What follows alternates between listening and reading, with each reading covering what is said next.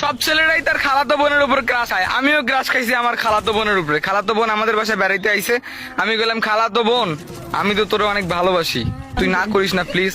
তখন খালাতো বোন কইলো, আরে ধর তোর মতো কত ছেলে আমার পিছনে ঘোরে, তোর কোনো টাইম নেই, যা ভাগ। আমি বললাম যে শোন, বিশ্বাস কর খালাতো বোন, তুই ছাড়া আমার কেউ নাই, তোর ছাড়া আমি বাঁচতে পারবো না। তখন খালাতো বোন বললো সত্যি কি? আমি বললাম যে হ্যাঁ সত্যি খালাতো বোন। তখন খালাতো বোন বললো তাহলে তুই আমার মারে বল, মারে বল, যদি রাজি হয় তাহলে আমিও রাজি। আমি বললাম ঠিক আছে। তারপর খালারে গিয়ে কইলাম, খালা আপনার মেয়েরে আমি অনেক ভালোবাসি।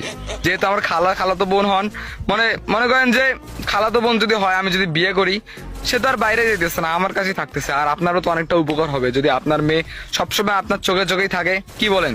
তখন আন্টি বলল, হ্যাঁ ঠিক আছে বাবা, তোর সাথেই বিয়ে দিব, যা। ওরে ভাই, খালাতো বোনের মাও রাজি, মানে আমার মায়ের খালা, না না না, আমার আমার খালা।